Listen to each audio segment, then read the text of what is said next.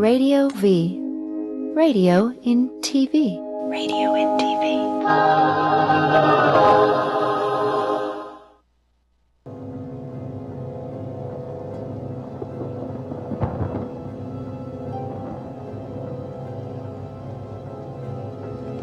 Remember, all I'm offering is the truth, nothing more. I'm a relationship hack.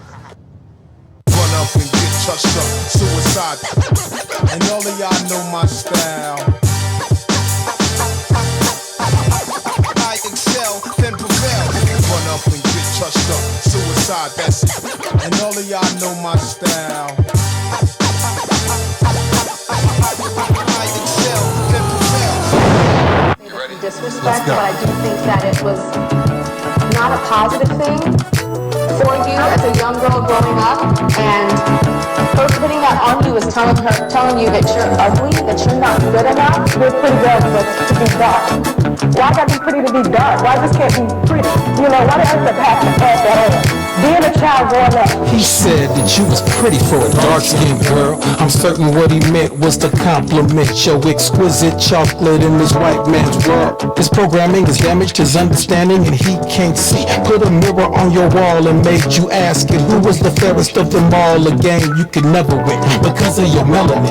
Queen, you ain't never been fair-skinned. He was fucking with your intelligence. My woman, you were kissed by the sun and them haters can't stop it. I love the way you rock your chocolate. No skin bleach, keep your money in your pocket. I love the way you rock your chocolate. Kissed by the sun and them haters can't stop it. I love the way Ladies and gentlemen, no skin bleach, the So What Morning Show back in the building. It's Monday, March 9th. Shout out Biggie, rest in peace. Just want to say I love my niece, Tanea Goins, rest in peace. This life, there can be no peace until we learn to love ourselves. We will never get love from anybody. Chocolate, man. You were kissed by the sun and them haters can't stop. That's that truth. Ladies and gentlemen, did you get your Balls to the Wall album by Truth?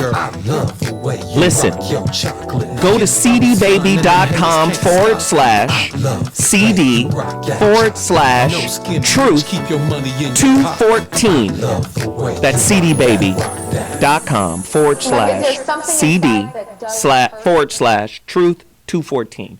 Balls to the Wall is the album. Chocolate, one set, let me hear one set, the Nat Turner song real quick. PTSD. You thought it was a motherfucking game. My name is Nat Turner, I've been on that back burner, cooking for years, watching you make your careers off of my blood and my tears. I'ma teach cause you a slow learner. I am the fear that's been living in your mind for years, the waking giant dire. Millions of people who no longer wish to follow your command, cause we know that you a thief and a liar, we resist your genocide. Ladies, hey, y'all gotta get it. Nigga, fuck peace, fuck being asleep, fuck sheep, fuck the motherfucking police. Throw your hood in your cell all alone. Throw your hood with your kids in your home. That's fire. I'm sorry, that's fire. But we've been under your spell for too long. And of course, in jail for too long. I need y'all to go out and support this brother. Any knowledge of ourselves for too long. So fuck you. We're just gonna let it ride. We should claim one set. Incredible record by Truth. cdbaby.com/CD/truth214. Go there right now. Purchase. Also, you can turn down just a little bit more, but leave it there. Weed Juice is in the building. Always support the brother Weed Juice. He comes here every Monday morning to support our show. He brings juices for the entire building. He has a great platform here. And anybody that's a So What listener can go to his website, weedjuice.com. Weedjuice.com. And he said there's a code here. All you have to do is say So What 6-pack. So it could be a detox 6-pack or energy 6-pack or cleanse 6-pack, whatever. Just go there and say So What, you get a 20% discount. Please continue to support the brother. Oh my God, I got something incredible right here. This dude sent me this game. It's a game. WYKAU. What you know about us. It is an African American history game. You're talking about knowledge of self. It's a trivia history game for African Americans. WYKAU. What you know about us. It's incredible. It's what you know about us. WAM. And the WAM stands for, I think it stands for We All Matter. Please go to this website right now, which is www.wykau.com. That's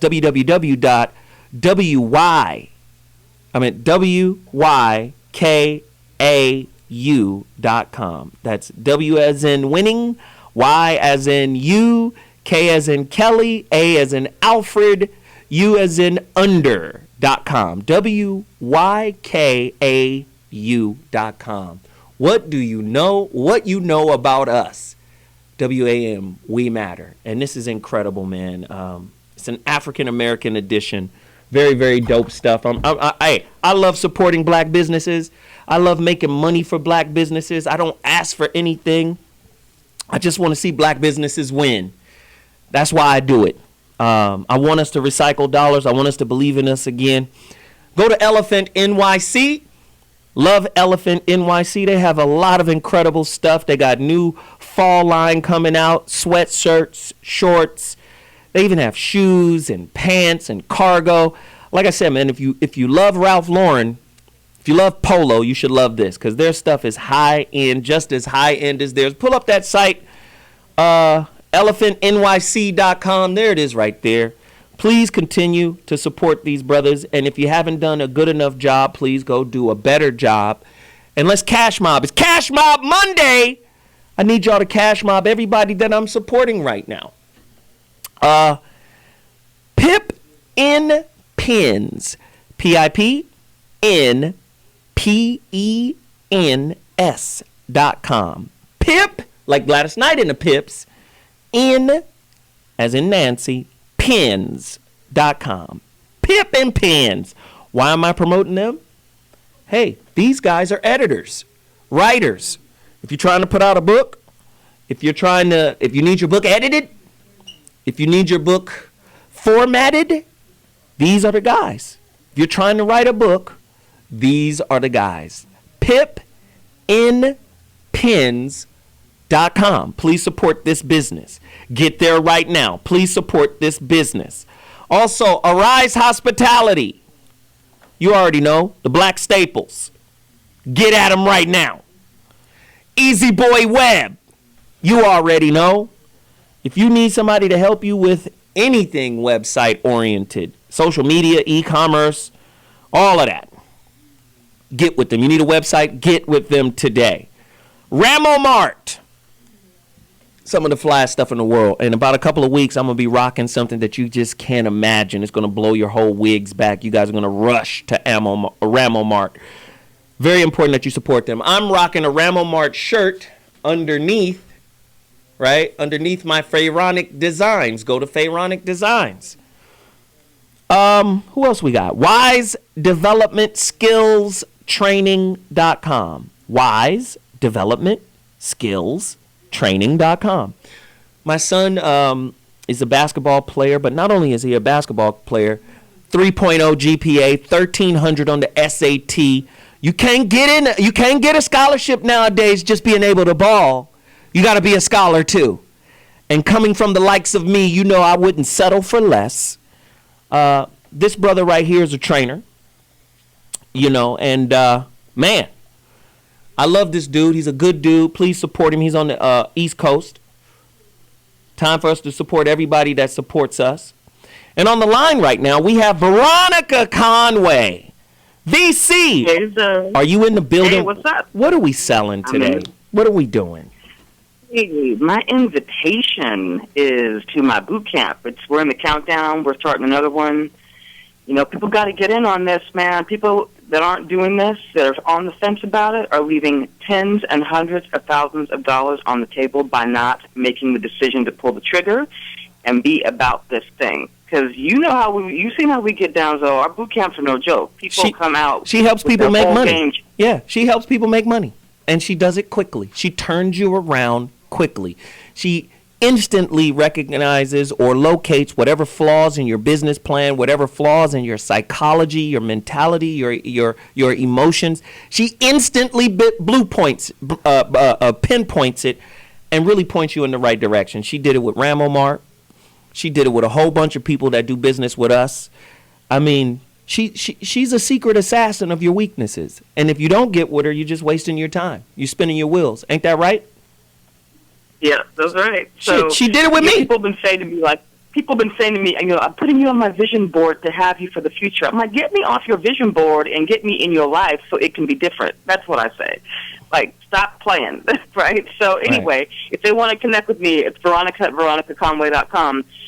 Send me an email, but do it quick because we're getting ready to start another one. There it is. Thanks. I'll see you in a second. We're going to get into this topic in a second. I have two things that I need to promote. Of course, the Zoe What Morning Show and Relationship Dismount Book Tour. I need you to get to my Indiegogo page. We have incentives. You know, I'm new at this,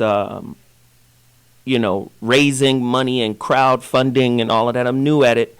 And, weeks ago, my people had already sent me incentives. I just didn't know what to do with them or where to put them or whatever. But they're on my page, the Indiegogo.com projects, Indiegogo.com/projects/ZWMS relationship dismount book tour. Or you can just Google it, ZWMS and relationship dismount book tour. We need your support. If you give $50 or more, we will give you a free ebook of the relationship dismount. When I tell you 12 chapters of how to break up, the whole breakup process is broken down. Every aspect of the breakup process is broken down. There are exercises at the end of every chapter. The book is off the chart. If you give $100 or more, you get a hard copy book. If you give, I think, $500 or more, you get a 2-hour coaching session with me.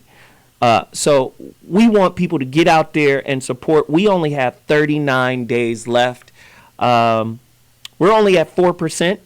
So I would like for you guys to go to my website or go to the ZWMS and Relationship Dismount Book Tour website on Indiegogo and support us. If you give $1, we'll do whatever. We'll send you a note, special note.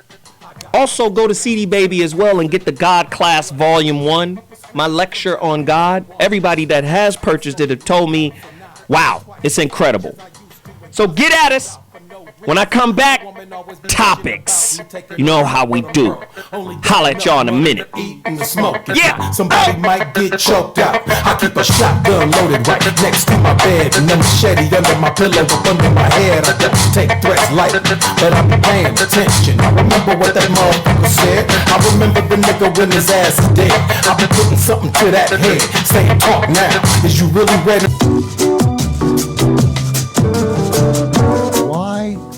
Is a white guy like me co-hosting a black radio show. I think toxic relationships cause you to take poorer care of yourself. That if you can recognize danger, if you can pause, if you can take some breaths, refocus, and engage, you might be able to dodge a bullet that you're going to send or coming towards you.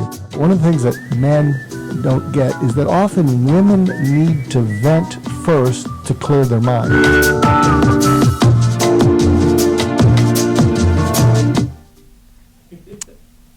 It beats the mambo music. You know, I had a conflict about that mambo music. I kind of like this music, although it's it may be a little bit too black for me. Mambo probably is closer to who I am. I don't know. What do I? Anyway, we're talking about conflict today. It's one of my favorite topics because so many people handle it so poorly. You know, conflict can make you stronger, but the key is you have to be smart about conflict, and most people aren't. And there's two simple things to make you smarter about conflict, and this is really difficult when you have a head of steam. When you go into a conflict, if you ask yourself, what do I want the result to be, and is the way I'm approaching it going to get me that result? But what happens is when you have a head of steam, there's a saying I have that anger makes you wild. Smartness kind of makes you strong when it comes to conflict. Something else that also causes people to do poorly with conflict is they don't have a backup plan. I mean, if you don't get your way, and getting your way is life or death to you, you're going to push the envelope, and what's going to happen, you might get your way today, but you're going to build up so much resentment. So always have a fallback position when you're going into a conflict. Figure out what's the result I want, and if I don't get it, what's a fallback position? In fact, one of the things you can say to someone who's really yelling at you and whatever is pause and ask them, let me ask you, what's the result that you want from our conversation? You got to wait till they, get stuff off their chest. And then when they say what that is, you could say, do you honestly believe that the way you just approach me is going to get you that result? And you might be able to teach them during that time. But, since most people in conflict aren't going to listen to this, it's not going to go away soon. By the way, there is a quiz. It's something I write for a bunch of places, and I write actually at the Harvard Business site, and they have a quiz there. If you go to hbr.org, and it's how well do you communicate during conflict, and you just take the questions, and it'll tell you kind of how well you do it, and it'll give you tools to do it. And it's been up 48 hours, and it's had 13,000 people take the test. Wow. So I hope you'll join in, and I think we'll turn into a study someday and tell you the results. Thanks. Dr. G, I love you. Good to see you back. However, shout out to Mrs. G. I hope everything goes well in your marriage, but should you decide to cheat, I hope it is with a ghetto-ass black girl, because I really want to see some of this conflict shit in that theater. I would like to see you ask these questions to one of the women that I... Are you saying that... You let them vent. You let them vent. Okay. Because you can't stop any ghetto people in mid-vent. They got to get it off their shoulder. The key is... How's that for a racist comment there? No. Wow. It sounds right. It sounds about right. It doesn't work in theory, because that heifer will wake up the next morning and another thing, nigga. See, and that's your problem right there. So let's set up the show now. Jeez. Now that we got down that dirt road. Now that I've been disregarded, my usual position here. Today's topic is conflict a stepping stone for personal growth or a downward spiral to personal destruction? Wow. The Conflict Resolution Show. As is commonplace, I like to ask questions. Get to your phone lines, 855-878-4652. The number to dial is 855-878-4652. When you are in an argument or a disagreement, what is your first reaction? What should your first reaction be? Number 2, do you resolve disagreements differently with friends and family than you do with coworkers? And what is that difference? Sometimes pretense comes into play, not only with just family, but the level of pretense comes into play when you're at work, right? I can't really show my ass here at the job. Mm-hmm. You might show your ass with mom and cousins and uncles, and you understand what I'm saying? So that's very interesting. When you're in an argument or disagreement, what's more important to you in the moment? Resolving the conflict or winning the argument, i.e. being right? How does being a rightaholic cause even more conflict? Right? Have you ever used meditation or prayer to resolve any type of conflict? Whether it be business, divorce, child custody, anything. Have you ever used meditation to resolve conflict? I think that's interesting. Dr. York will, not Dr. York, Dr. G will say something like, pause, right? Right? Does that work? Counting the 10, holding your breath, counting the 10. Does that work? This is interesting, man. Do you remind yourself of one of your parents in your style of handling disputes? Conflict resolution is the topic today. Who wants to participate? We've got Veronica Conway on the line. We've got Bobby Glanton Smith. He is the author of Real Men Don't Play. You can get that book at realmendon'tplay.com. Correct, Bobby? We got a conflict already. That was supposed to win in the community empowerment session, and here's how I'm going to resolve that conflict. I've got 12 men that everybody within the listening reach of this audience should meet. So get your copy of Real Men Don't Play with the quickness. There it is. And Dr. G, who is the author of Just Listen, Mark Goulston, forward by Keith Ferrazzi. This is a very good book to get right here. What is this, the soft copy? Yeah, this just came out last week, so you can get the soft copy. We kind of revised it because new things have happened in the last 4 years. We took out the anecdote about Tiger Woods just because that was a little bit old from the old book. Crap. Right. It's okay. We replaced it. We're current. We're current. So go check this out. It's just came out and it's on Kindle, and hope you like it. And of course we got Geoff Brown. Veronica Conway is a certified mediation specialist, right? Among all the other certs she has. And she's cute. And she's cute. So my question is, how can conflict be used as a stepping stone for personal development? Is it possible?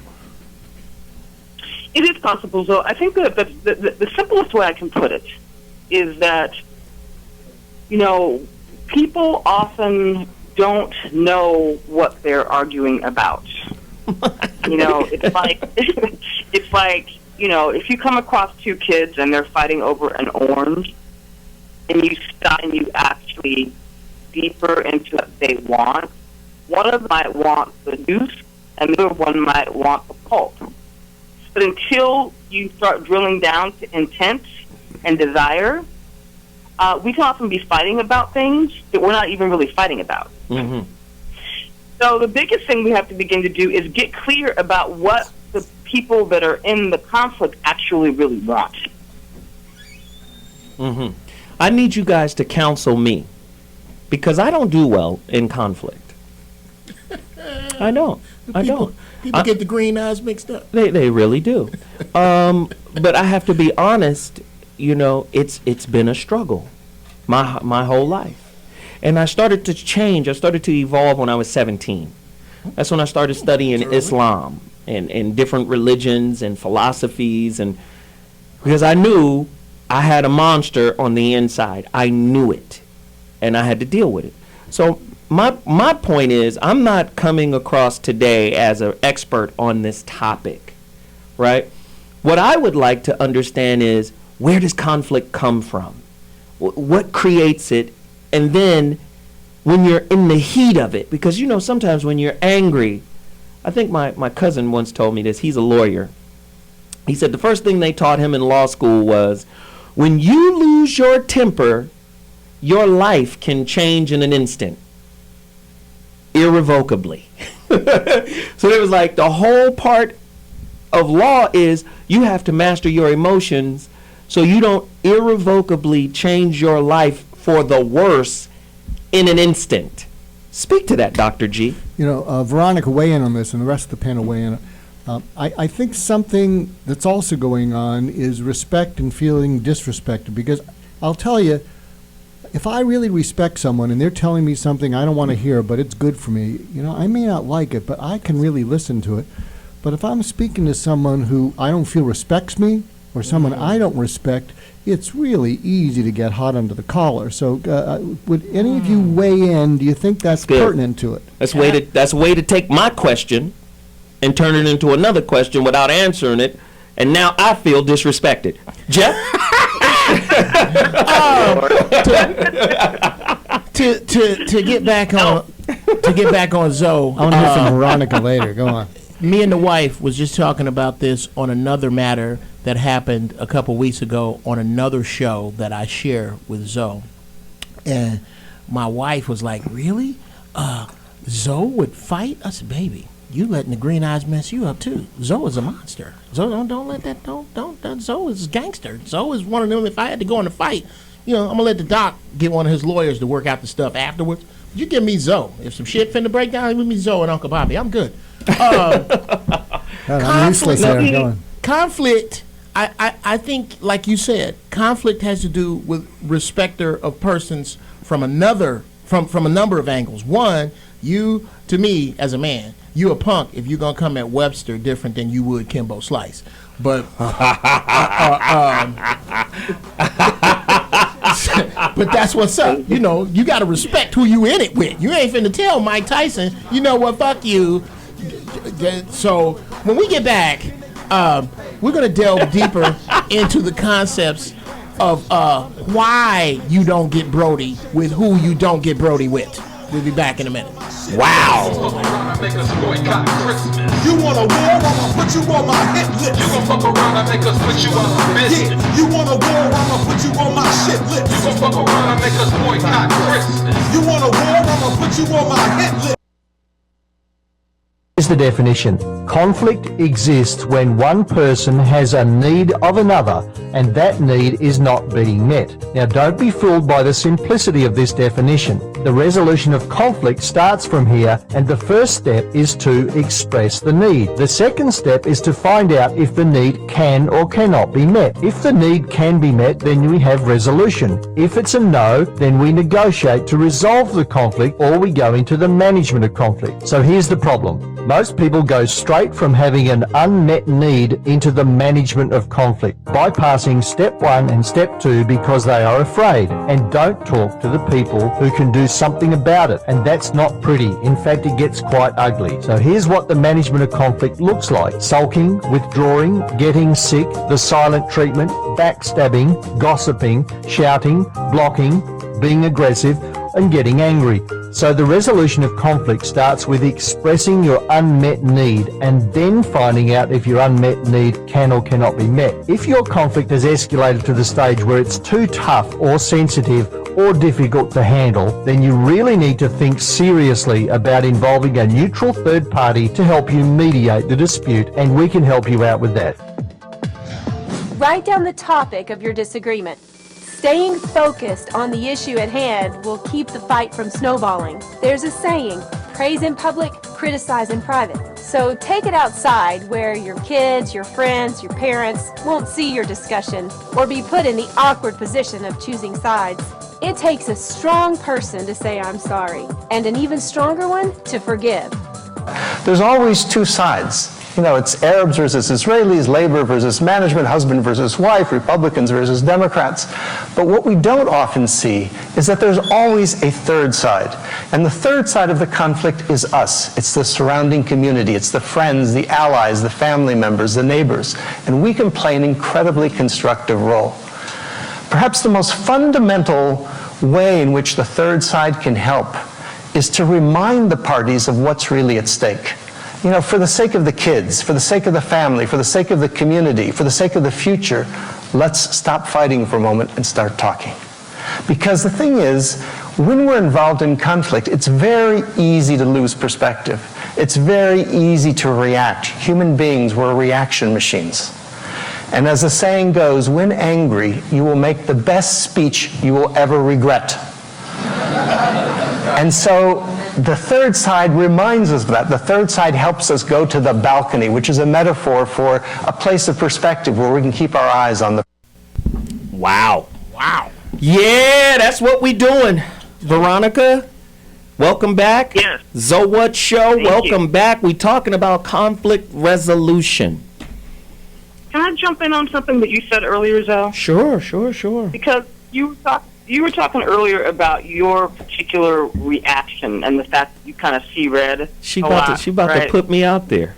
Go ahead. You can put me out there. Yeah. Shit, go ahead. Yeah, I'm about to put you She coaches me all the time. A little bit. One of the things that you have that we have to understand is that if we're habituated, if we have a pattern of being triggered into anger, then what we have to do is go back and look at the underlying event that we keep replaying out over and over in our minds that keep triggering us into anger. I'll give you an example. I coached a dude that worked at the city of Oakland, and he had a real hot temper, hair trigger anger. He would just see red, and he'd go from 0 to 100. and he was seemingly out of control with that. When I took him, I did an NLP intervention with him, took him back to the very first event, the root event that caused his anger to trigger. Well, it turned out it's when he was sitting outside of his house on the porch as a little boy, and someone went into his house and shot his mother. And then left. And he went in and got a knife and went looking for that person. So that whole event got hard-coded in his nervous system. And so it would. So when he had subsequent events that were emotional, it would trigger the similar emotional reaction. Once we went in and cleared that, he never had that reaction again. So I would say that before we even look at what we're doing with the other, we have to look at, are we in a pattern ourselves that generates conflict and triggers anger and fear and all that stuff over and over and over again? Because you got to solve that first. Wow, that's big. There's a good point that Veronica's making. A lot of times when we're young, something's done to us, or we see something done to someone we care about, and we're powerless, and we say to ourselves, when I get older, I'm never going to be powerless again. And that gets woven into the fabric of who we are. We don't even remember it until we remember it, and someone like Veronica helps you. And I think it's true. We just keep reliving that feeling of being powerless, and when anything close to it triggers it, we can treat a misdemeanor like it's a big felony, and we can just ruin our lives. Bobby? I've been fortunate for the last 25 years to work with Jim Brown in the American program, and the cornerstone of the life management skills curriculum that we've taught all over the world is eliminate the negative, establish the facts, and choose your best option. Of those three, the most difficult is establishing the facts. And something Veronica said made me triggered that thought, and that is a lot of times we don't want to look inside and see where the problem really is, because sometimes you have to change the people around you by changing the people around you. Wow. And that's very difficult to do when you're struggling with your own identity, because sometimes when a conflict arises, you ain't got no business around those people anyway. And the best option sometimes is to just let folks do what they do and be who they are, and get them out of your space. If you have to work with them, then you have to find a way to work around them as much as possible, because I'm a human being. I'm only going to take so much. I'm famous for saying, I'll lick you till I lick you clean. Then I'm not going to lick you no more. So that's a part of my conflict resolution, is to realize that I'm not going to be able to get along with everybody. Oh, brother. My father cracked my head open with some wisdom when I was 17, and a friend of mine got shot in the back and paralyzed, which was very rare back in the 70s, 80s when I grew up. And he was, my mother was like, baby, you got to be careful, blah, blah, blah, blah. You see what just happened to dude, da, da, da, da, da. And I came out of my mouth thinking, well, you can't, that's random. He was at the wrong place at the wrong time. My father put his newspaper down and said, look, there is no right time to be in the wrong place. And went back to reading. I was just sitting there with my dumb ass. Okay, Dad. It's one of them daddy wisdom moments. My mama, 500 words. My daddy, them words. And I'm like, okay, yeah. But doesn't conflict tend to put us in a position to where it's defense, it's me against the world, I need to be right, I need to be heard, I need to let this be known? And doesn't that stance or that positionality kind of becomes a conflict manufacturer? There's an interesting thing in a lot of couples, and Veronica weigh in on this. A lot of times you'll hear people yelling at each other as if they're telling the other person, I'm right and you're wrong. And when you drill down, what a number of people are saying, especially a lot of men who feel dissed by the women in their life, what the men are really saying is, I'm not wrong all the time. But it comes across as I'm right and you're wrong, but really what they're feeling is, I am not wrong about everything. I am not incompetent. They don't say that. What they do is they start accusing the other person, and they're feeling that the other person is telling them, you're wrong, you're wrong, you're wrong. So how much of conflict is feeling the injustice of being accused and told that you're wrong, maybe in not those words, wow, and then coming back and taking it in a different direction. Wow. Veronica, that's heavy. You want to handle that?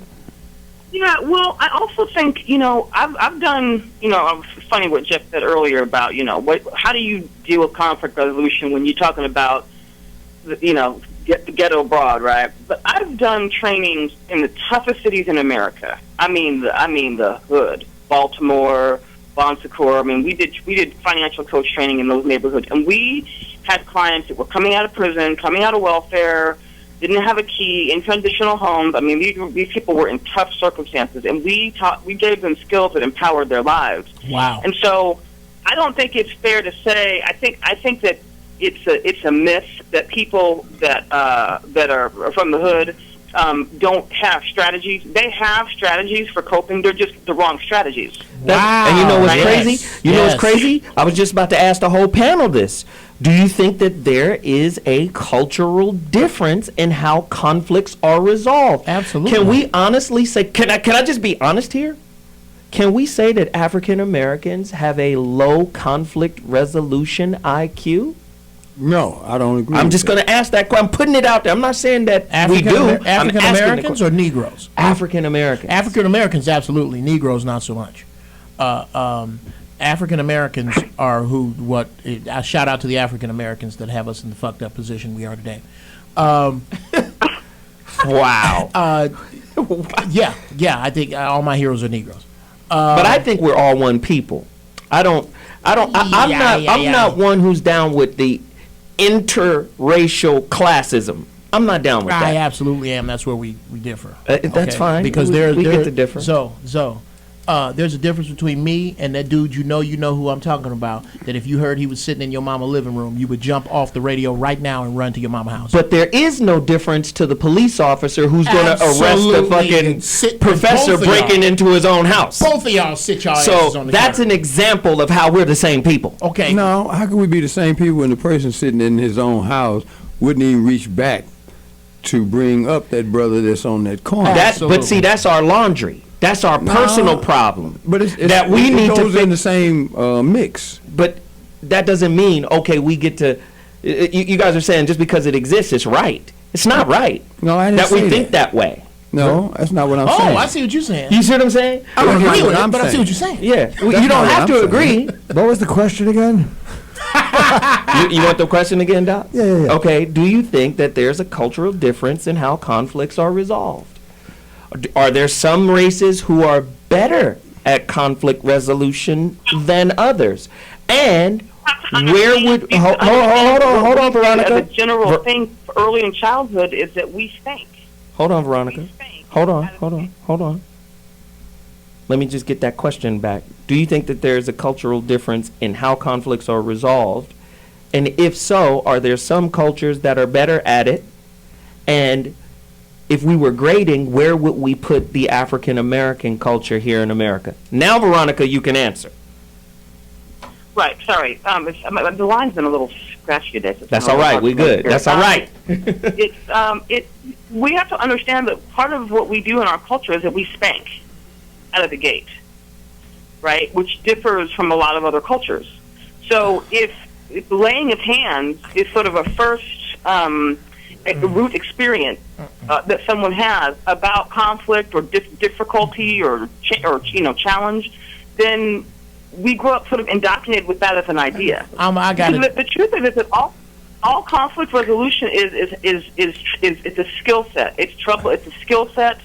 It's how do we use words to create meaningful, resourceful conclusions. I gotta disagree with that, Veronica. When we come back, I would like to start out with what I have to say that includes spankings, but does not start out first with that. And Bobby disagrees too, so he's got a point on it as well. We'll be back at 2.2, the So What Morning Show.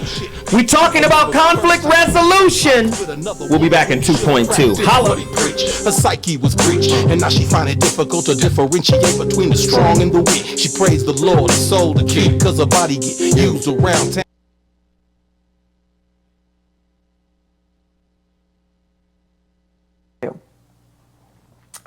Some of the games that you can do is, and remembering that you have a good sense of humor, is that you can go and you can find books on conflict resolution, and you can go into a bookstore, you can go on Amazon, and there's a book called The Big Book of Conflict Resolutions, all different kinds of ways. And I will tell you, baby, it is thick.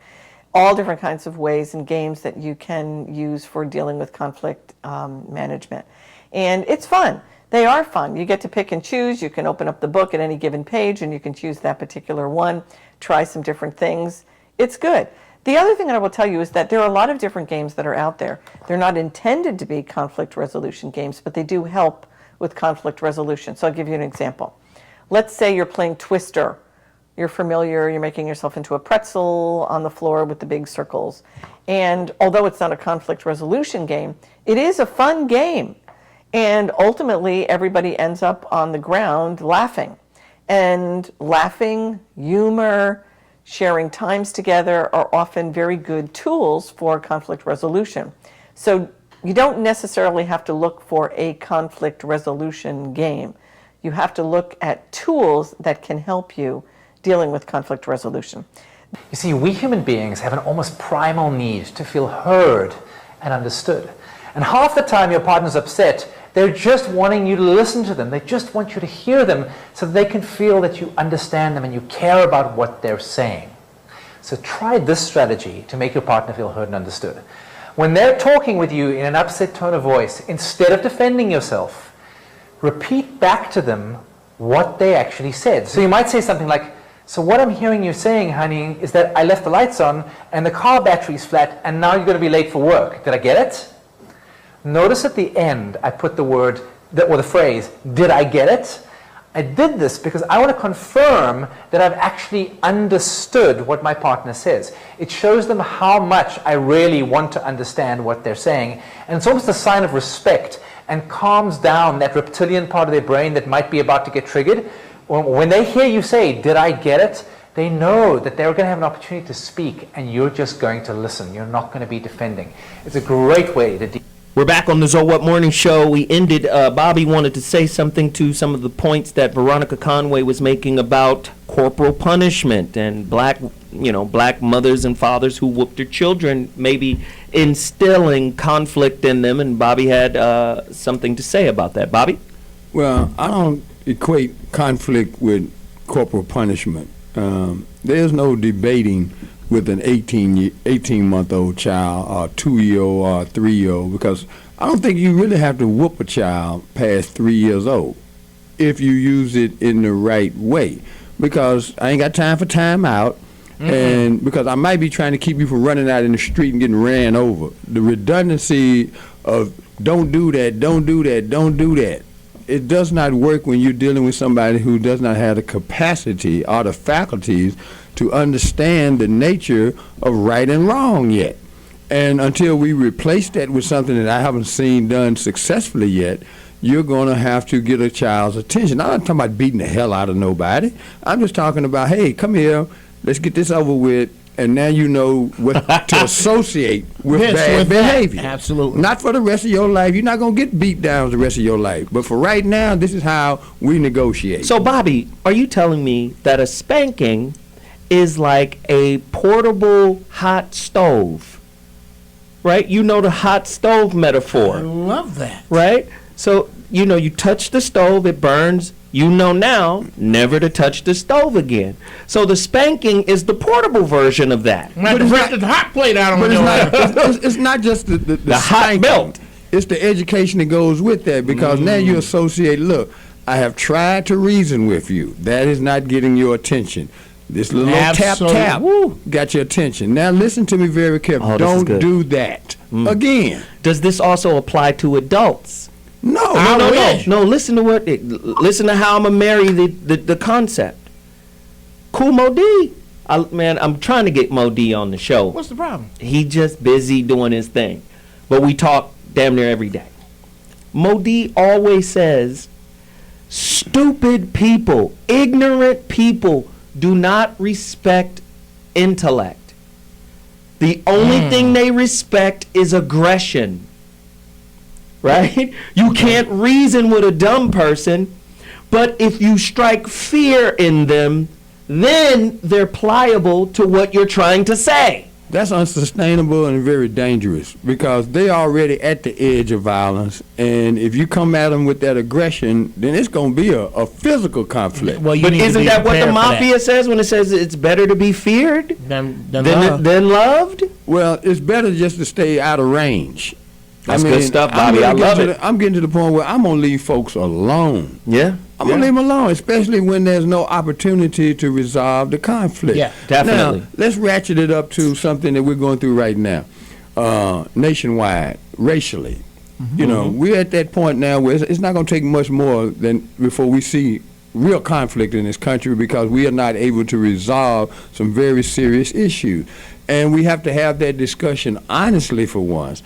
And it's okay if white people don't like us. It's okay if we don't like white people. The reality is there's only one planet, and we got to figure out a way to either live in some form of harmony or this whole thing going up and send it. No, that's it's true. It's just that simple. Bobby's right. Dr. G, and then Veronica. You know, something I think I've said a few times about whites and blacks is that a lot of times whites can't believe that blacks aren't angry at them. And one of the reasons that whites can't believe that blacks aren't angry at them is because inside the white's mind is, I know that if I was treated the way I think about you, you have to be angry at me. And so, and I don't know how blacks get away from something we call in psychology called projection.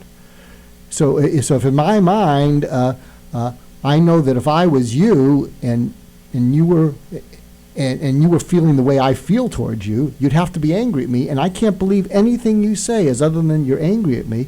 And until the white people actually own up to that, you're not going to break through that sort of racial stereotype. I apologize for breaking it up because we're going to my man in 60 seconds. The mere fact that you're sitting in here right now disputes that notion because I got all the reason in the world to be mad at white people, but I don't have a reason to be mad at you. Right. Because you haven't treated me like most white people do. So if we compartmentalize it properly, we can break that chain of crazy behavior. One of my friends ran HR at Mattel, and she had a great, and she was Hispanic, she had a great saying. She says, I do not discriminate against groups of people, but I do discriminate against individuals. Wow. Well, the only thing that I take issue with that, and then something, and then I really wanted to talk about Veronica, what Veronica said with regard to spankings first. Spankings are never first in my house, and they sometimes were first when I was a kid. With what you just said about it being necessary for white people to get, I think is a weakness and is an Achilles heel to black people. We are always waiting on white folk to get some concerned with the populace of what white people and what they think about black people. Wow. Black people need to get their shit together on their own outside of what white folk got to do. Veronica, wrap this up for me. Please, That's wrap this. absolutely right. I'll just leave it at this. I mean, I think, when you look, I'll touch on the spanking thing just once more because I'm not really in the business of giving advice about whether people should spank or not. I'm really agnostic about it.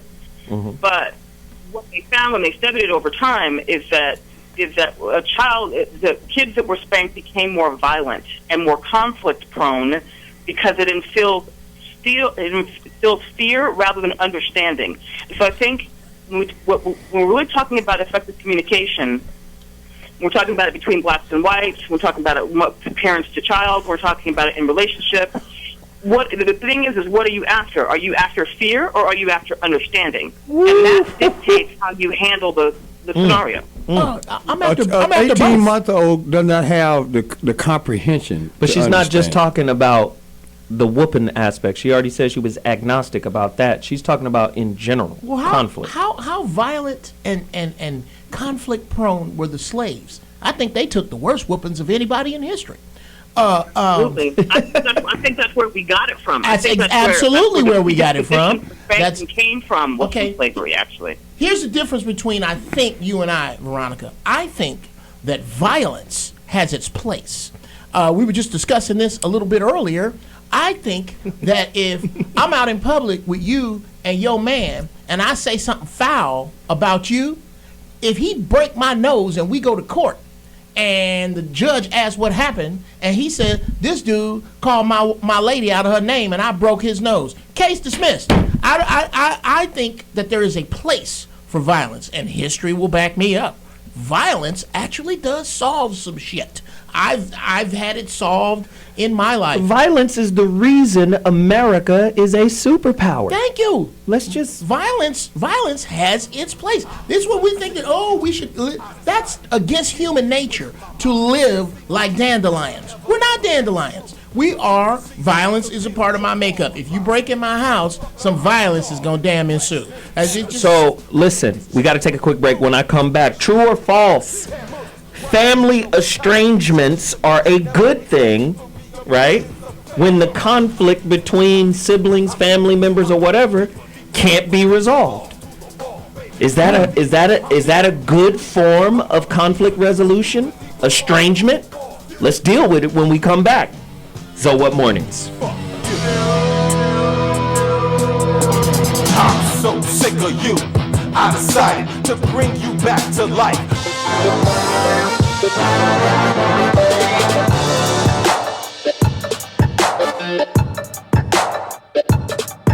I'm gonna shoot my fucking gun in here.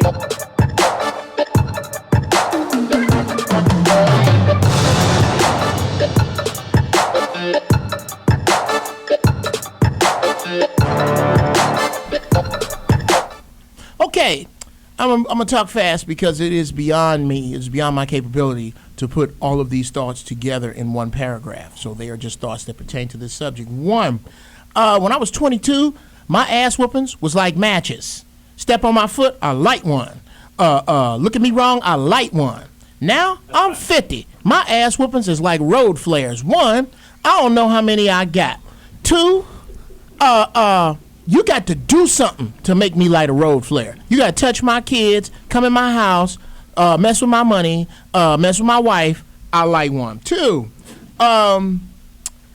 if and this is to black women, if you treat your man worse or with less respect than you do ministers with TV credits, you need to check yourself. Three, men, you a punk if you will put your hands on your woman, but you'll fold like a beach chair if a man come up. Four, learn that your truth is personal. The truth is personal.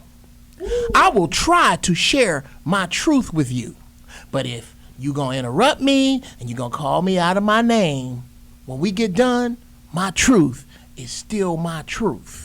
And I hope that I don't have to be in that situation with my woman or with somebody who's close to me. But if I do, I'll take my truth and get into this silo to protect myself from this bullshit that you got coming out. I'm done.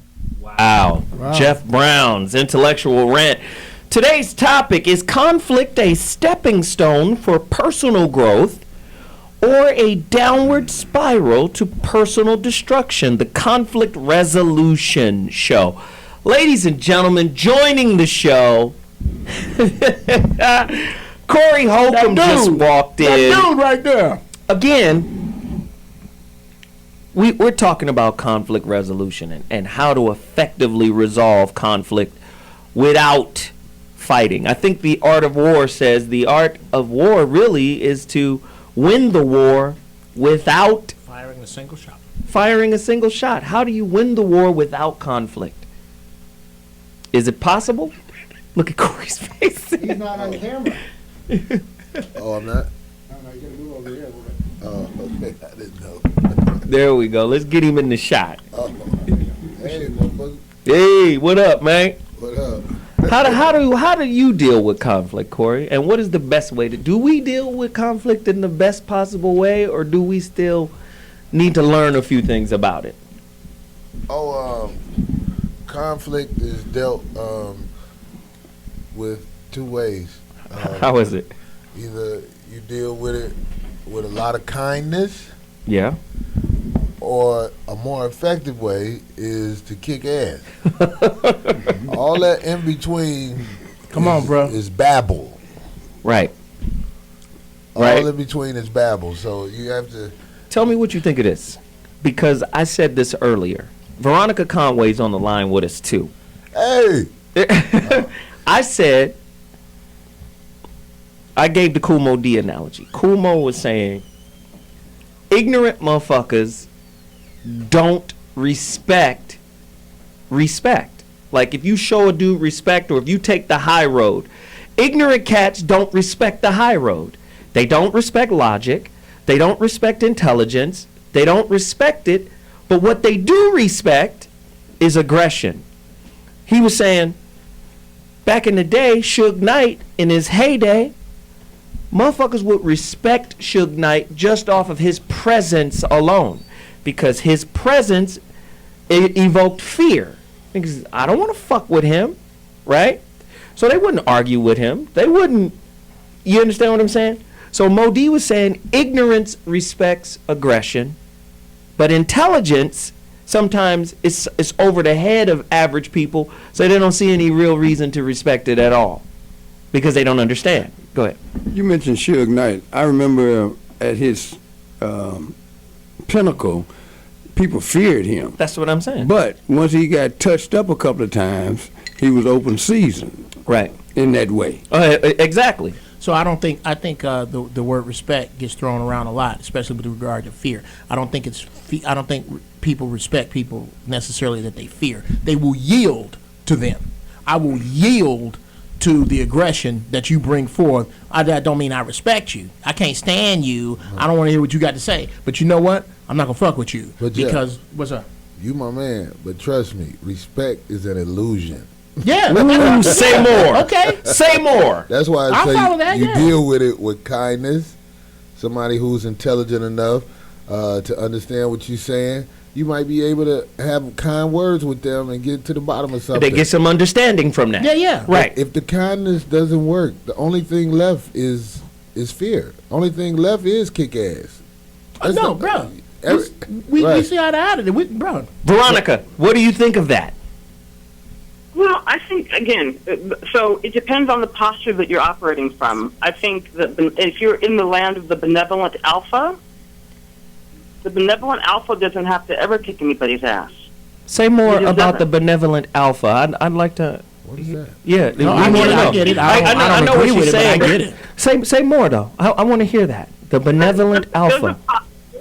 There is a posture that I've seen very powerful men embody that are, and these are powerful men that are lethal, that are, deadly in terms of whatever they're best in the world at. And they are always in the posture of benevolent alpha. So while there's probably possibly an inference that if you cross them or fuck with them, that shit will go down, but they never have to exercise it because of the posture that they occupy in people's minds. No, they had to. They had to whip some ass to get there. That's what I was going to say. Thank you. Ain't no. That's this benevolent alpha you're discussing does not exist without previous aggression. Maybe he ain't whooping nobody's ass in this room. Maybe if Jet Li walk in here, he would be the benevolent alpha. But that's because I done seen this movies. Okay? No, yeah, but I understand what she's saying, but as a man, first off, when you're dealing with that alpha energy, like let's just take my son. He's the alpha of his basketball team. No doubt. Everybody on that team know not to fuck with him. So, he ain't fought anybody on the team, but there's an energy with him that says, do not fuck with New. The benevolent alpha of the jungle is the elephant. Is the elephant. Don't let him tell you that. Okay. Corey just said something that was really dope, Veronica. I want you to hear it. You said what now? The benevolent alpha of the jungle is the elephant. The elephant don't go around fucking with nobody. No. But everybody get the fuck out the way when they come to the water hole. Yeah. Because they know what the fuck it is. Even this so-called lion. Alligators, everybody leave. Right. That's true. Everybody get out the way when the elephant comes. That's true. So that's really how this shit works. That's true. The presence of an ass whooping can keep you benevolent. Them little bitty motherfuckers. I'm gonna tell you something. Little fragile men. They're never benevolent. But you know what? I do believe. I do believe. Elderly benevolent motherfucker. I do believe that we're saying the same thing, just differently. There is something about the benevolent alpha that still has that trigger, that cue to those underneath that say, don't cross, don't disrespect. You understand what I'm saying? Mm-hmm. You know what I'm saying? Humble out. There's some of that there innately. And like Veronica was saying, maybe he doesn't have to beat his chest like the gorilla, like the silverback. Right.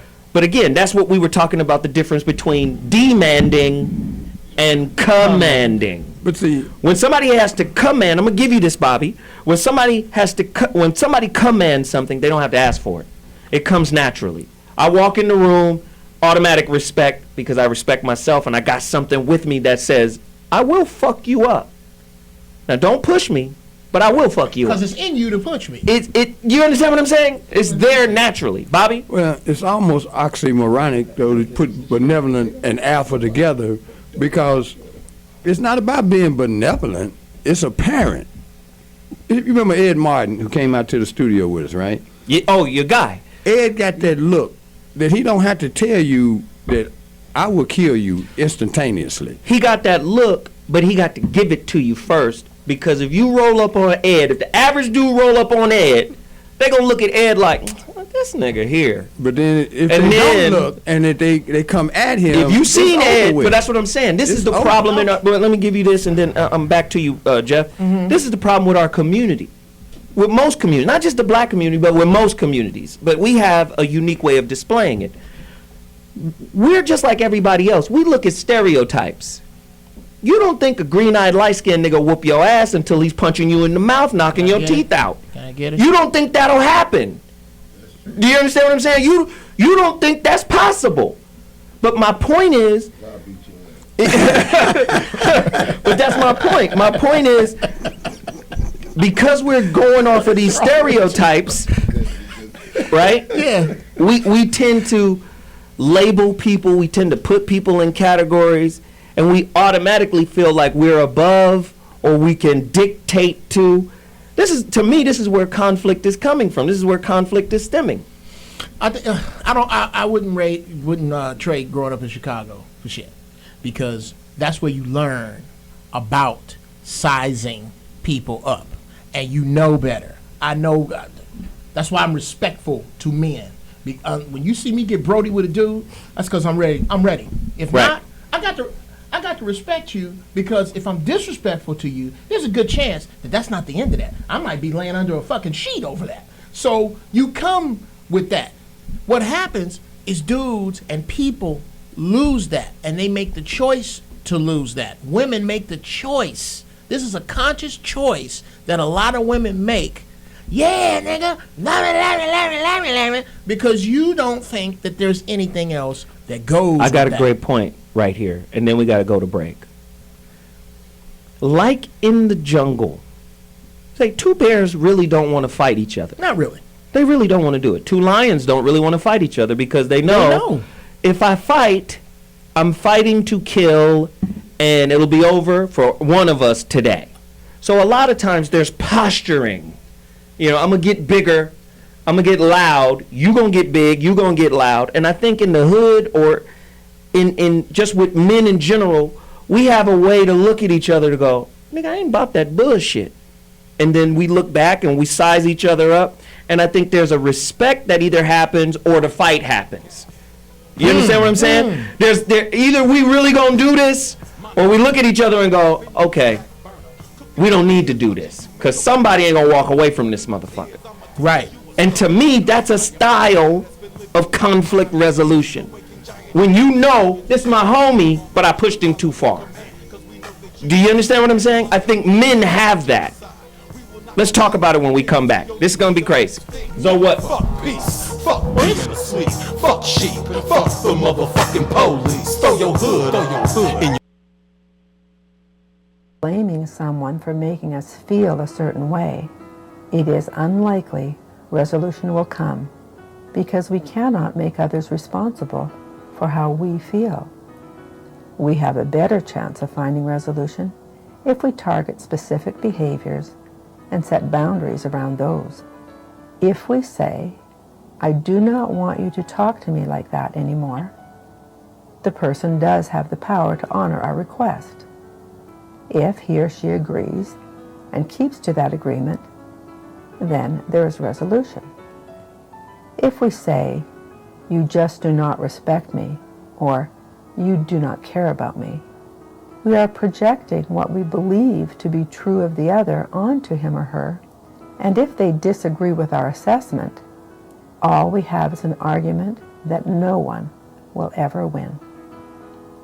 If we are successful in identifying specific behaviors and getting agreement about the changes required, it is important then to let it go. Many employers use situational questions to determine how well potential candidates handle conflict.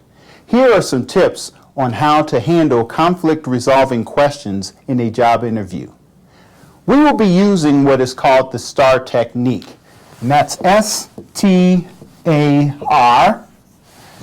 And these are pertaining to 4 tips of the STAR technique for you to use to organize a story in any type of situational question. S is for situation.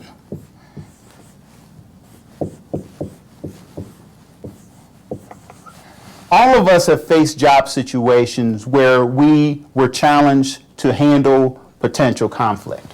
Or it could be a task, and that's T for task. And what employers want to find out is what action you took in a situation or task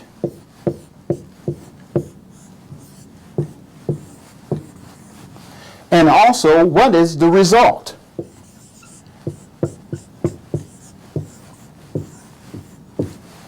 So in a conflict resolving question, the best approach is to discuss a previous situation or task you've been in. What action did you take and what was the result?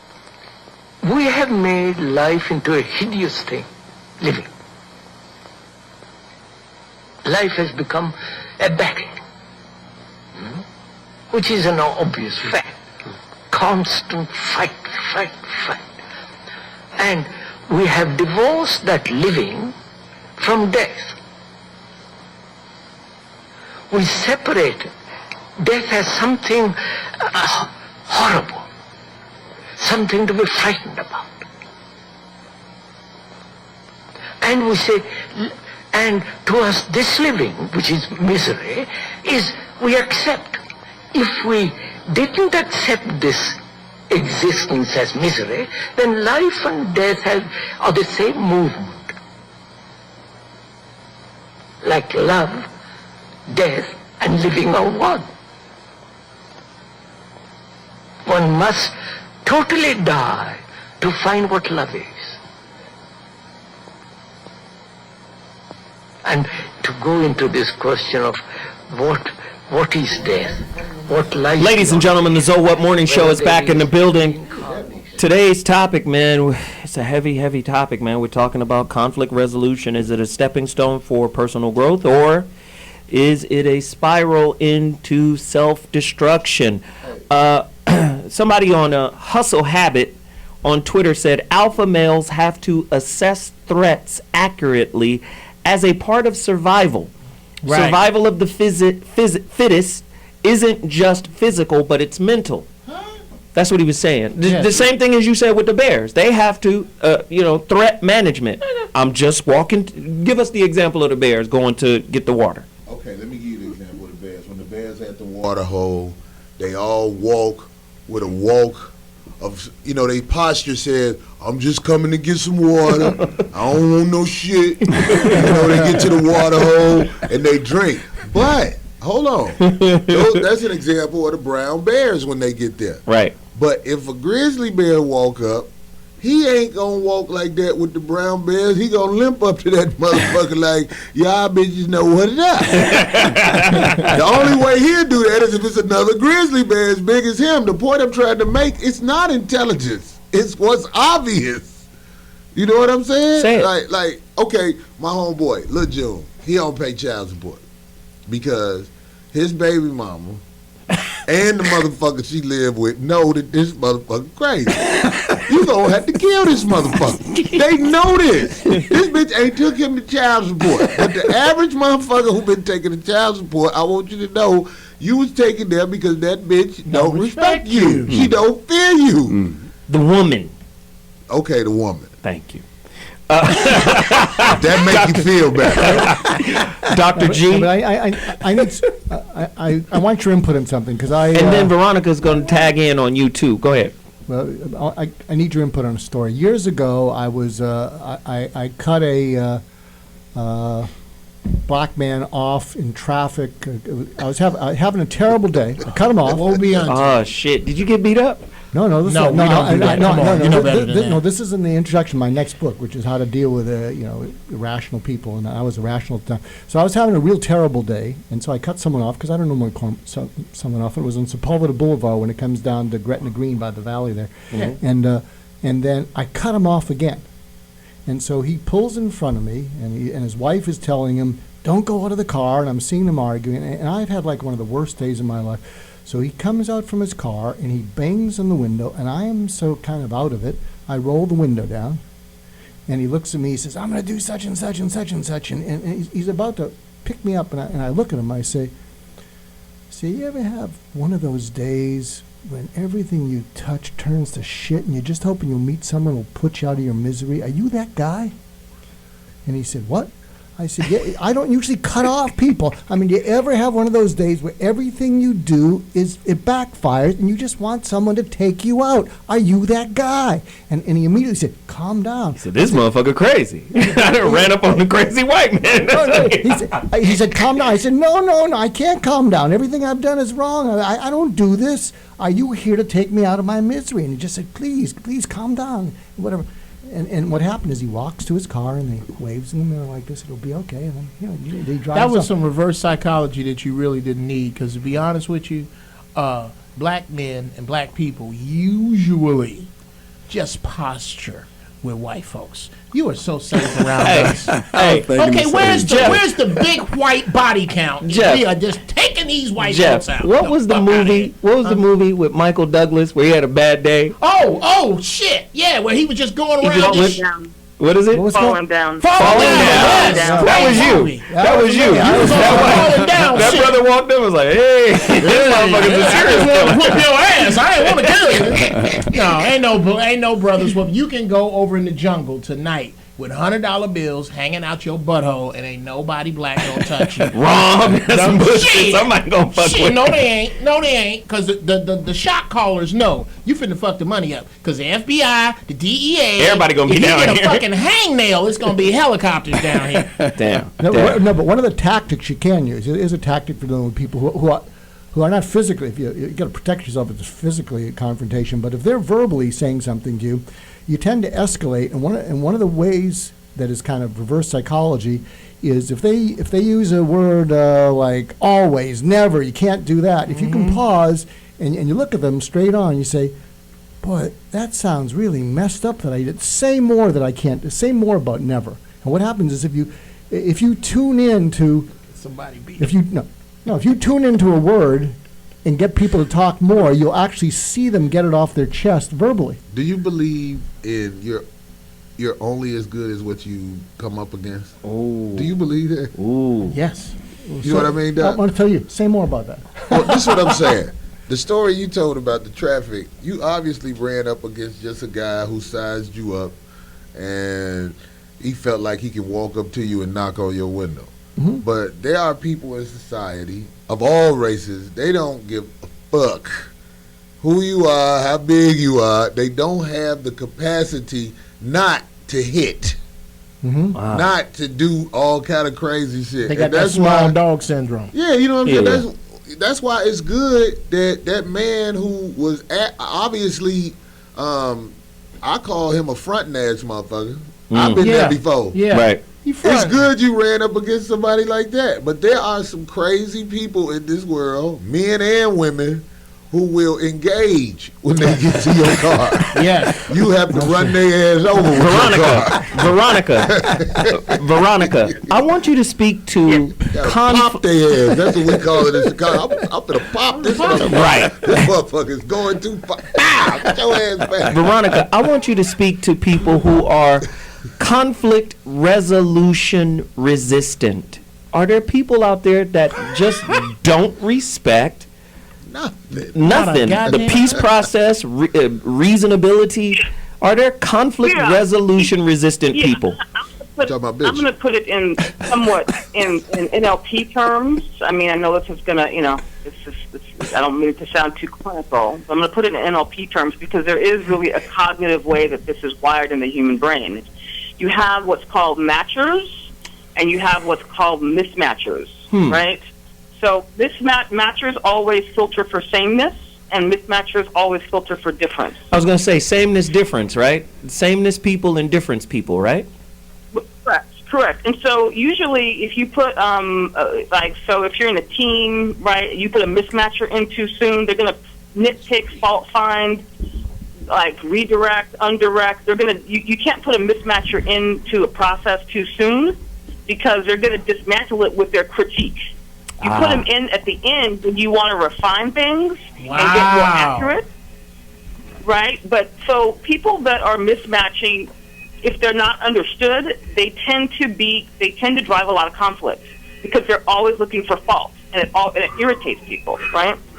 That's like what they say in the book, Don't Sweat the Small Stuff, when they talk about people who weatherproof.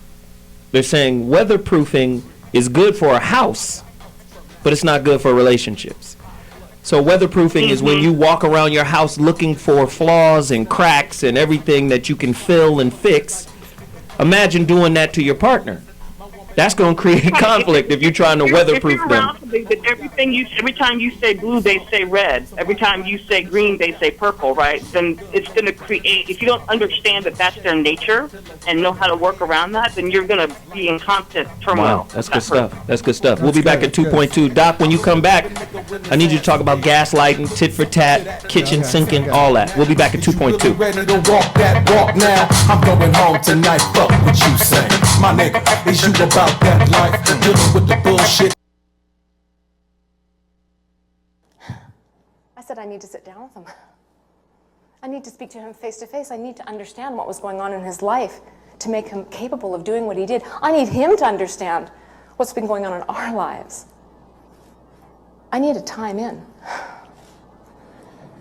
16 hours after Ryan was arrested, I was back in that community, sitting in a small interrogation room, about to meet the young man that killed my husband. I thought my heart would come out my mouth. I expected some kind of monster to walk through the door, not a young man that could be my son, your son, somebody's best friend. He sat across from me, slumped over, sobbing. I handed him ball after ball of tissue, and it was all I could do not to get out of my seat, to cross over the other side of the room, and to give him a hug. Because he looked like that was what he needed more than just about anything. We didn't say a whole lot to each other when we first met, but I told him his confession was the first step in the right direction, and the next step I urged him to consider would be pleading guilty, so that neither of our families would have to endure a trial. As soon as Ryan went to jail, I worried about him. I had no idea what was going to happen behind bars to support his rehabilitation, so I began to educate myself about that end of the system, and it was then that I learned about the powerful model of restorative justice. Now, our conventional system you're all familiar with, it asks the question, what law was broken, who broke that law, and what's the punishment going to be? But it pays little attention to the needs of the victim or the community. The restorative model, on the other hand, works on the assumption that when harm happens in our community, it is a violation of relationship. And the questions are slightly different. We want to know what happened. Who's been affected? And what are we going to do to make things right? How often do you guys have tiffs or feel tension between you? Quite a bit. Yeah, I mean, we fight all the time. There are some things he does that drive me absolutely crazy. It seems like every day we're getting into some spat. And sometimes it's little things. Like my humming makes him want to tear his hair out. And also we fight about bigger stuff, like deciding whether we're going to get a dog. Tony thinks I'm crazy because I don't like dogs. No, I think you're crazy because you're crazy. Okay, well, I thank both of you very much for sharing. I'd now like to bring out another couple, Jim and Susan. How about you guys? Yes, sir. It's great to be here. How often do you guys fight? Is it tough for you to make decisions together? You know, I wouldn't call it tough. We usually do a pretty good job of talking things through. Yeah, actually, it's been really important lately to have that feeling that we're a team. This year we had some challenges. I was laid off from my job. Right. And it could have been really stressful and rough on our marriage. Instead, we found that the more we shared our concerns and thoughts with each other, it actually brought us closer together. Do you guys have any tension at all? Sure. We do get frustrated with each other from time to time. Absolutely. You know, we joke all the time that tension is our friend, but really it is. It lets us know when we need to sort something out. And most often we find solutions that we're both happy about. Well, it sounds like you guys have some solid problem-solving skills. I guess so. Or maybe I just married a super badass. No, I think it's the problem-solving skills. So there it is. Like, man, baby, we ain't gonna never be broke. These hoes pay me for this dick. And unfortunately, we didn't get that. Oh my God! Real shit though. Ladies and gentlemen, we're back to Zoe Webb Morning Show. We're talking about conflict resolution. Dr. G, I wanted you to cover a couple of things that I believe keep conflict going. Oh, you got something? No, I'm gonna say something after the doc. Okay. Should I talk like the doctor, Corey? Yes, doctor. I wanted to talk about gaslighting, kitchen sinking, tit for tat. You know, look, what is gaslighting? No, what keeps conflicts going is someone who cannot lose ever. And so they'll do whatever they can to not lose. And there's some things, and Zoe mentions them. There was a famous movie called Gaslight in the 1940s, I think. And what it is when someone makes you think that you're crazy, and it's called gaslighting because in that movie it was one of the stars made this woman think that she was imagining something and she was crazy, and he was just trying to go find some money up in the attic of someone he killed or something like that. But in the gaslights from the house would go down, and he'd say, "Oh, you're just imagining it." And so gaslighting happens when someone looks at you like you're crazy, and you begin to believe it because they look at you with such concern and caring. And I know this is hard on you, and you got to watch out for those. And so they pissing on their head but telling you it's raining. So the actual definition of gaslighting is a form of mental abuse in which information is twisted / spun, selectively omitting to favor the abuser, or false information is presented with the intent of making victims, doubt their own memory, perception, and sanity. I'm going to gaslight you. Yeah. I'm going to manipulate the information.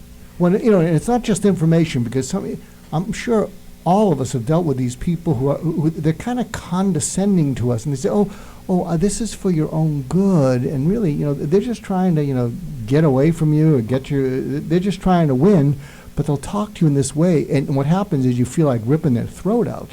Wow. And you feel wrong. Like, well, why am I so angry at them? Because they're just trying to be helpful, because they're trying to manipulate you away from probably something that's legitimate that you're feeling. Your anger comes from your lack of honesty with yourself and with them. That's good. Say a little more. Your anger, I don't, kind of on the same token, I don't deal well, or back when I was single, I didn't deal well with who we call dick teasers. Like girls that flirt a lot and they out and flirting and shit. I stop them right in the minute. Excuse me, are we fucking later? I said in front of everybody. Because you acting like we fucking. You need to stop that. I don't have a problem. If you playing me, I'm too old now. I'll tell you, dude, sir, ma'am, quit playing me. Quit pissing down my back and telling me it's raining. And guess what? Now I'm not upset. But if I try to sit here and hold that shit in to be apropos, no, fuck all that. I don't do that. Go on, Corey. Corey? I think most relationships between men and women are doomed for the most part, because you cannot be honest with your woman in this society. They want her to think that you and her are this team of equals, and you simply are not.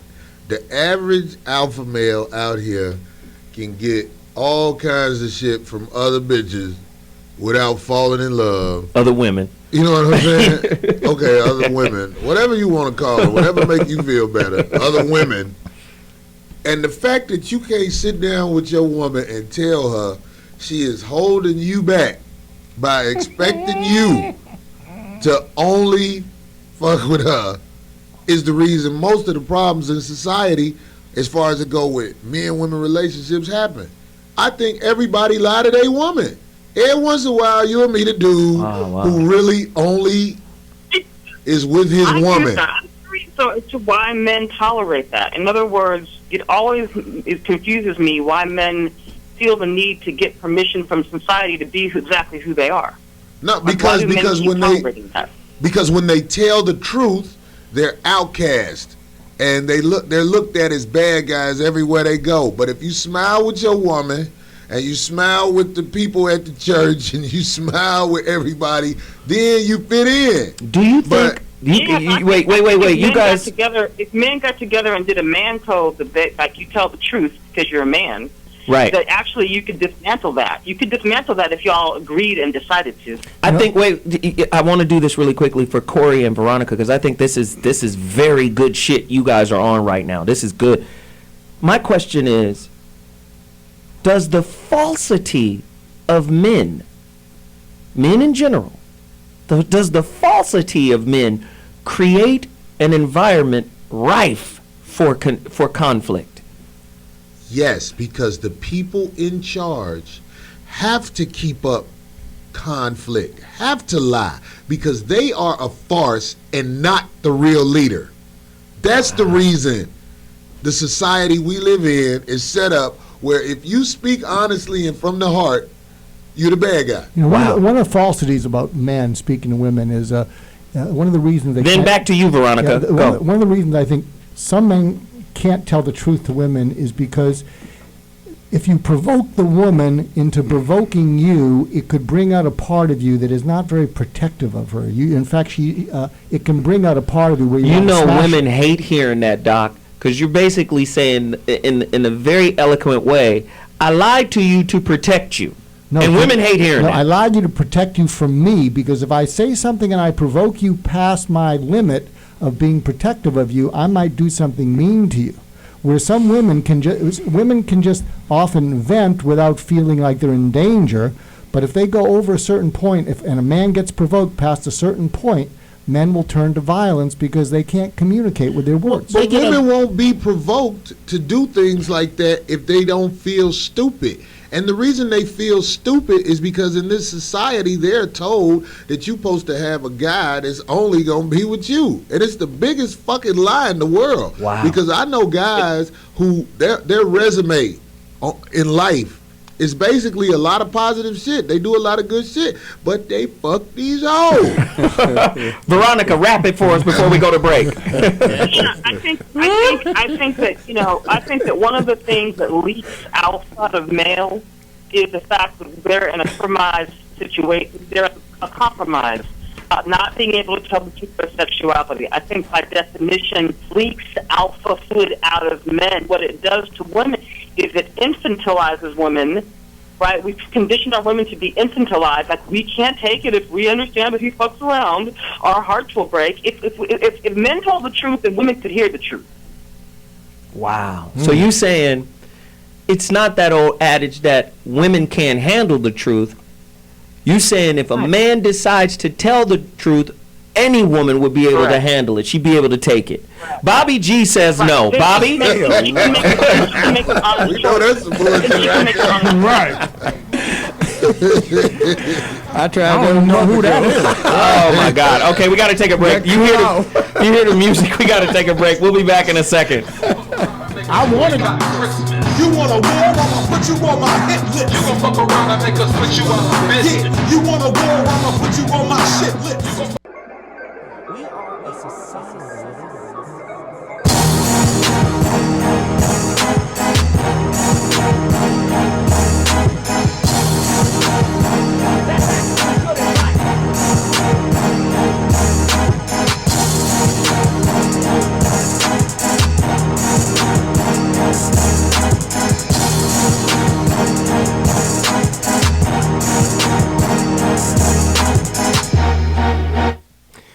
So today's topic was talking about the two roads that conflict can lead you up or down. Conflict can be used as a type of personal development, and conflict can be used as a spiral to self-destruction.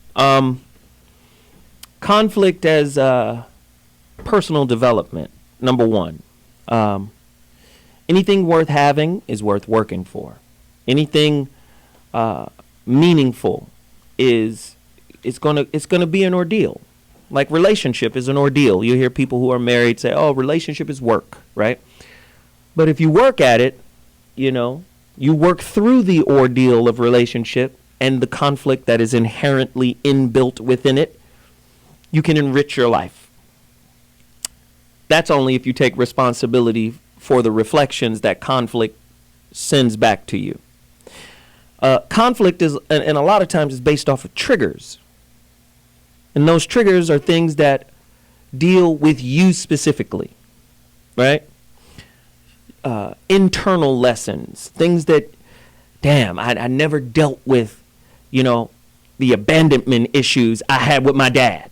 So they manifest themselves in your relationship and as conflict. And they're designed to teach you to sit down and unravel that knot, right? We all have our own little knots that need to be unraveled.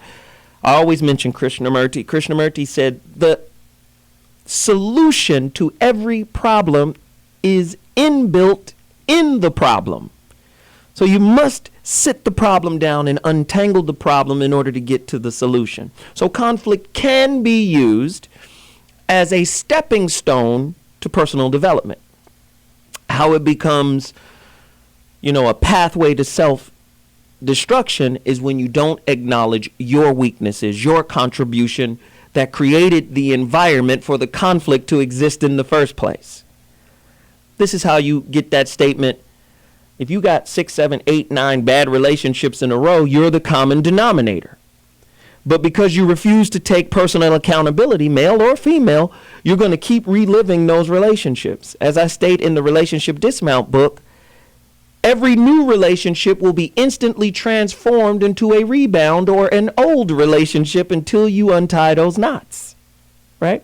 So, when I sit here and listen to people talk about conflict, let me just say this. As men deal with conflict amongst each other differently, right?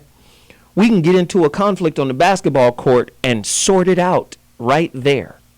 And then after we sort it out, whether it be argumentatively or whether it be physically, if we peoples, we deal with it and we're good, right? We can move on from that. Women, not so much. Not that it's impossible, but women, not so much. I honestly believe that conflict is the conduit to growth, depending on your perspective. If you're negative, if you're pessimistic in every argument, if you're a kitchen sinker, right? Kitchen sinking is a psychological term that means if you and I got a problem over cleanliness, but you want to talk about 8 or 9 other things that don't have to do with cleanliness, you're throwing everything but the kitchen sink into the argument so you don't have to deal with cleanliness. That's a problem. We talked about gaslighting as a problem. I'm going to make you sound stupid by distorting the information. I'm going to make you second guess what you know to be true by distorting the information, right? These are people who like to use conflict, as a means of manipulation and control. You have these people in your relationships. Conflict in America is very ambiguous anyway. In one breath, America praises conflict, right? That was the greatest football tackle I've ever seen. This nigga's leg broke, his helmet flew off, his face mask came off. Wow! But then in the next breath, damn, you see how he acts like an animal on the sideline for yelling? Right? It's very ambiguous how we deal with conflict in America, right? Sean Connery will come out and say, hey, every now and again I slap my wife. Sometimes she needs to be slapped, women get out of hand and sometimes you need to smack them, Whoa, right? Then how we deal with it when a woman gets violent, little press. We'll be all up in arms. Sean Connery said he'll smack somebody. But then when the soccer girl, beat up her dude, they kept it hush-hush for the most part in the media. So conflict itself is very ambiguous. When it comes to the army, God will protect our troops and send the other opposing soldiers to hell. Right? Conflict is very confusing in America. But I'm going to tell you as a man, it is my job to protect mine. It is my job to protect my integrity. It is my job to take the high road, but if the high road is disrespected, to find a way to circumvent any more disrespect coming my way. That's just the reality. Unfortunately, most people in America will respect you bringing the aggression to them before you bringing the intellect, the reason. Most people in America don't respect reason. If they did, we'd always be able to sit down and talk it out, right? Always. I'm Zoe What, and that's my final thought. Let me do this really quickly. We got Bobby Glanton in the building. Bobby, where did they get your book? It's important that you get the book. I think it's awesome. www.realmendon'tplay.com. I'd like to give a special shout out to my man Sam Watson, who's in the book, because what they did Saturday night has been unprecedented in regular television. They brought boxing back to primetime television, so a shout out to him and Al Heyman. Awesome, good stuff. Corey Holcomb, 5150 Nation tomorrow, but where are you going to be next week? Hey, man, Memphis, y'all already know what's up. I'll be at Chuckles this weekend, bringing the pain, knocking them upside the head. Yes. Bring your country girl on down. There's some sweet tea with Hennessy in it. Y'all motherfucking talk about that shit on the way home. Jeff Brown. Hosting the Music Collective this Sunday in Santa Monica at the Spot from 2 to 8 p.m. Come out, check it out. Love it, love it. Veronica Conway, where can they find you? VeronicaConway.com and Veronicaconway.com. Please support Veronica Conway. If your business is in trouble, if you need coaching on any of those things, connect with her. She's the secret weapon. Thank you once again. If she needs some coaching. And then, and then don't forget, today. I get a lot of coaching, Corey. I got you, man. He said, I got you, baby. I got a different class for you. Okay? And don't forget, tonight, Tim Wise will be on the Dash Radio show, the Voice of Reason with Zoe Williams on Dash Radio. If you don't have Dash Radio yet, you got to get to your iTunes or your Google Plus and download the Dash Radio app. Once you get the Dash Radio app, go to Hot Button Radio. I'll be on from 5 p.m. to 7 p.m. with Tim Wise. It's going to be crazy. And also, please don't forget, Zoe What Morning Show, ZWMS and Relationship Dismount Tour. I need you to go to Indiegogo.com and support this movement. Like I said, we have incentives now. If you download the book, or if you donate $50 or more, we'll give you a free copy of the new relationship breakup book, The Relationship Dismount, How to Stick the Landing When Leaving a Negative Relationship. It's going to be an incredible book. Support us. We'll be back next week. And 5150 tomorrow. It's gonna be crazy. Holla at y'all. Deuces. Pretty girl, but to be dark. Why gotta be pretty to be dark? Why just can't be pretty? You know, why do I have to pass that? Being a child growing up. He said that you was pretty for a dark-skinned girl. I'm certain what he meant was to compliment your exquisite chocolate in this white man's world. His programming has damaged his understanding and he can't see. Put a mirror on your wall and made you ask it, who was the fairest of them all? A game you could never win because of your melanin. Queen, you ain't never been fair-skinned. He was fucking with your intelligence. My woman, you were kissed by the sun and them haters can't stop it. I love the way you rock your chocolate. No skin bleach, keep your money in your pocket. I love the way you rock your chocolate. Kissed by the sun and them.